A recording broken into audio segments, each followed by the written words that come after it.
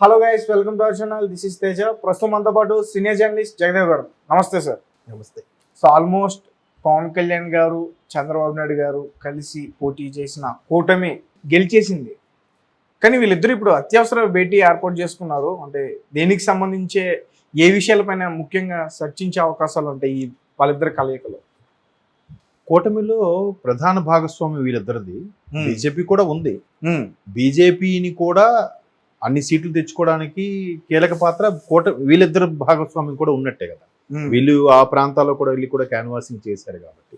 అయితే ఇక్కడ వీళ్ళిద్దరు కలయిక ఎందుకు ప్రాధాన్యత సంతరించుకుందంటే, ముందు నుంచి కూడా గత ప్రభుత్వాన్ని ఎలాగైనా కోల్దోయాలి, ఈ అరాచక ప్రభుత్వాన్ని అణిచివేయాలి అనే ఉద్దేశంతో కలిసికట్టుగా పనిచేశారు కాబట్టి, ఇప్పుడు ప్రభుత్వం స్థాపిస్తున్నారు కాబట్టి, స్థాపించేటప్పుడు ఏ అంశాల మీద చర్చ ఉంటుంది? ప్రధానంగా ఎట్లా ముందుకు వెళ్ళాలి? రాబోయే 5 సంవత్సరాలు చాలా కీలకం. ఎంత కీలకం అంటే, ఫస్ట్ ఈ ప్రభుత్వం చాలా వాడేసింది, చాలా తినేసింది. ఆ ప్రభుత్వం నుంచి ఆ సాధక బాధలన్నీ తెలుసుకొని గట్టెక్కేది ఎలా?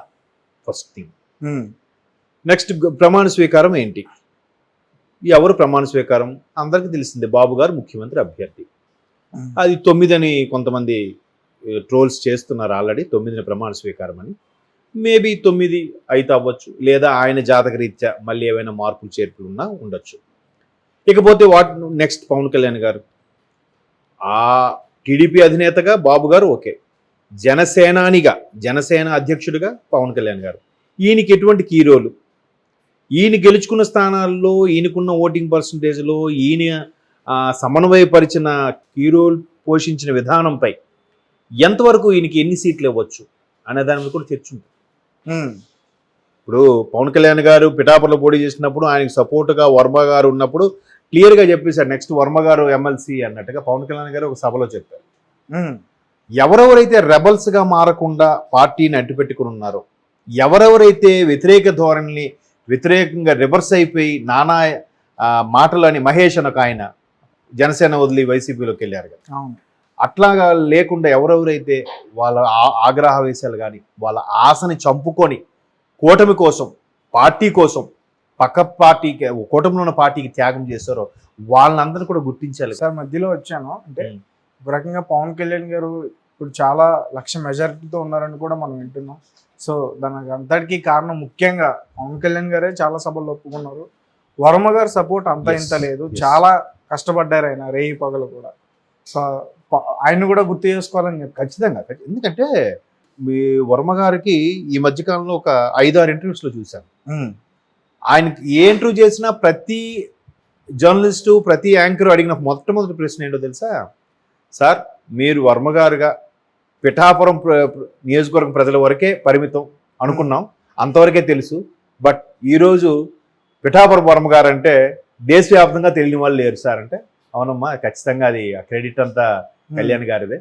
అసలు నేను ఏదో అనుకున్నాను, ఎందుకంటే ఇప్పుడు ఆయనతో కూటమి అయింది కాబట్టి, ఆయనతో కలిసి, అంటే మీరు సందర్భం ఎత్తారు కాబట్టి ఒకసారి అటువైపు వెళ్తున్నా, ఆయనతో కలిసి పనిచేయాలి, ఎలా ఉంటుంది, రకరకాల వార్తలు. ఆయన కొంచెం ఆవేశపరుడు అని కొంతమంది, లేదు ఆయన కొంచెం మూడీగా ఉంటాడని కొంతమంది, ఆయన అంతా ఫాస్ట్గా నిర్ణయాలు తీసుకుంటాడని రకరకాలుగా వార్తలు విన్నాను. కానీ ఆయనతో నాకు అంత పరిచయం లేదు, ర్యాపో లేదు, ఎలా ఉంటుందో. బట్ కూటమిలో భాగంగా బాబు గారు చెప్పారు కాబట్టి కలిసి నడవాలి, మా అధ్యక్షుడు ఒప్పుకున్నారు కాబట్టి వెళ్ళాలి అనుకొని ఈయనే సరే. కానీ మెగా సూపర్ స్టారు, ఒక ఇమేజ్, సూపర్ స్టార్ ఇమేజ్, పైగా పవన్ కళ్యాణ్ అసలు ఇందులోకి రావడానికి కూడా కారణం కూడా సినిమా పరిశ్రమే కదా కారణం, అంత ఇమేజ్కి. సో వ్యక్తిగతంగా మంచివాడని తెలుసు, బట్ ఇలాంటి చిన్న చిన్న ఉన్నాయి, ఎలా ఉంటుందో తెలియదు, ఎవరు తెలిసినాడు చెప్తాడు కదా.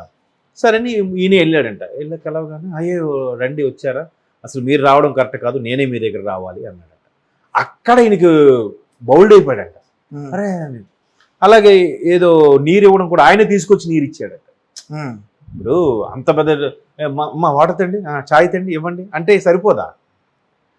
అది అరే ఏంటి ఎంత డౌన్ టు ఎర్త్ ఉన్నాడు ఈయన, ఎంత ఒబీడియంట్గా ఉన్నాడండి, ఈయన యాక్ట్ చేస్తున్నాడా, నిజంగా ఆయన నేచరే అంత అనేలాగా. ఇప్పుడు నేను ఆయన దుక్కు చూసి చాలా మారానండి, చాలా నేర్చుకున్నానని కూడా వర్మ గారు స్టేట్మెంట్ ఇచ్చారు.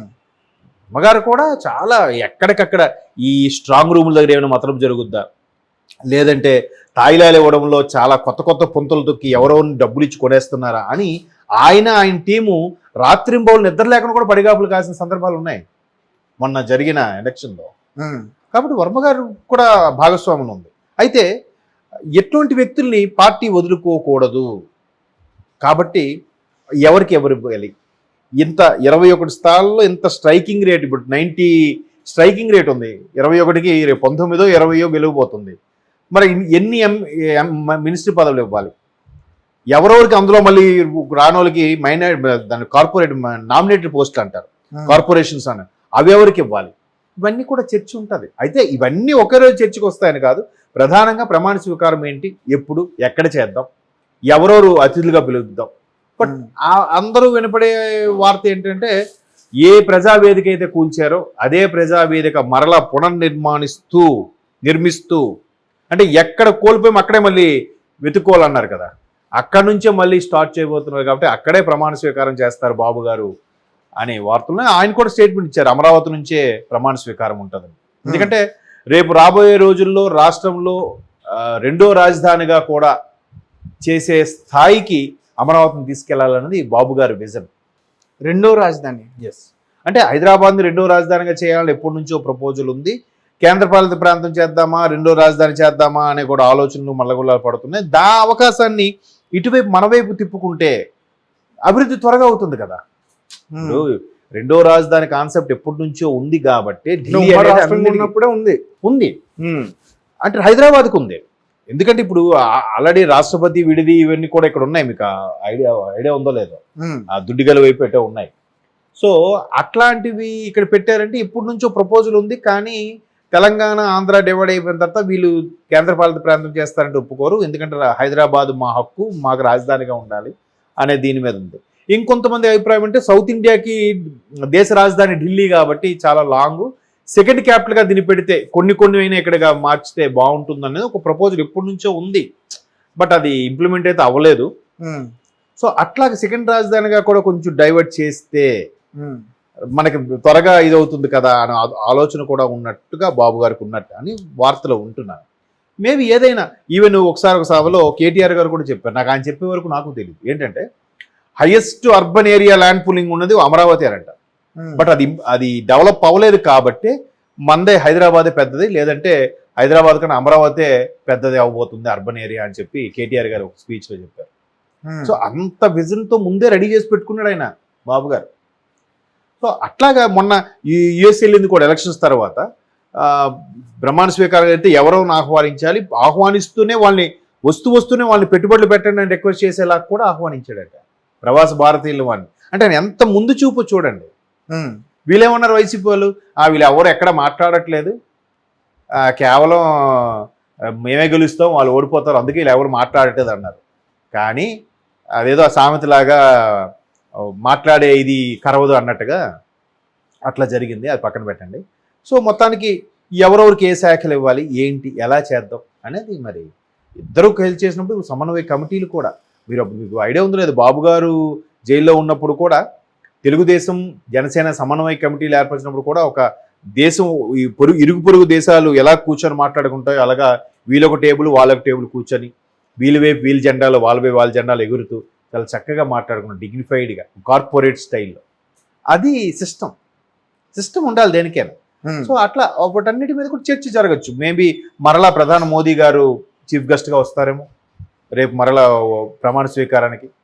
తర్వాత ఏంటి, ఏ శాఖల వేదిక మీద ఏ శాఖల వరకు ప్రమాణ స్వీకారం చేయించాలి గవర్నర్తో, మిగతావి స్ప్రెడ్ చేసినప్పుడు మళ్ళీ ఇంకెప్పుడు చేద్దాం ఏంటి, ఎట్లాగా అన్నీ టూకీగా మాట్లాడుకుంటారు. నెక్స్ట్ గవర్నమెంట్ ఫామ్ అయిన తర్వాత అప్పుడు మరలా మంత్రివర్గ సమావేశాలు, దానికి తగ్గ నిర్ణయాలు ఉంటాయి.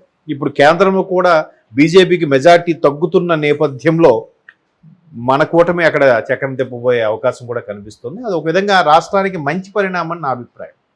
ఏదైతే తక్కువ వస్తే మనకి క్రేజ్ పెరుగుతుంది, మన సీట్ల మీదే ప్రభుత్వం ఆధారపడితే రాష్ట్రానికి మేలు చేకూరే విధంగా ఉంటుంది కదా ఏదైనా.